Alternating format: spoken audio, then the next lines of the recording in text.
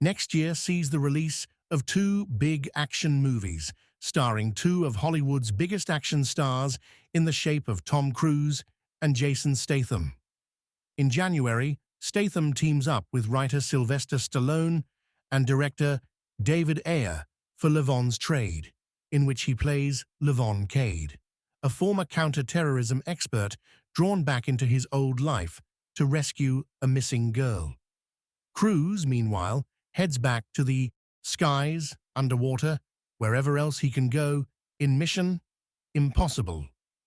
The final reckoning as Ethan Hunt, in what has been positioned as the final movie in the Mission franchise.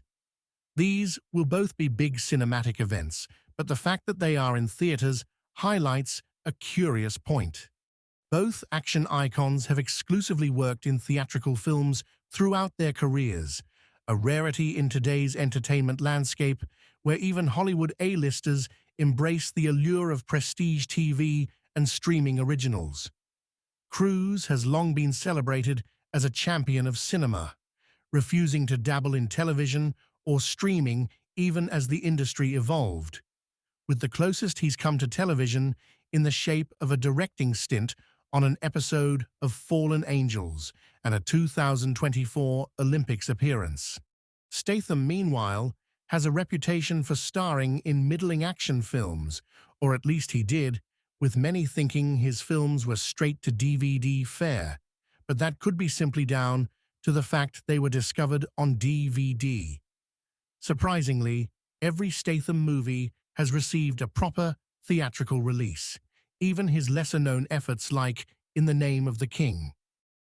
Statham has also never appeared in a TV series, sticking solely to the silver screen for his work.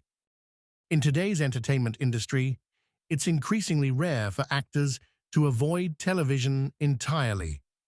A-list stars like Nicole Kidman and Reese Witherspoon have transitioned to TV, headlining critically acclaimed shows like Big Little Lies and The Morning Show, alongside action heroes Sylvester Stallone and Arnold Schwarzenegger in Tulsa King and Fubar, respectively.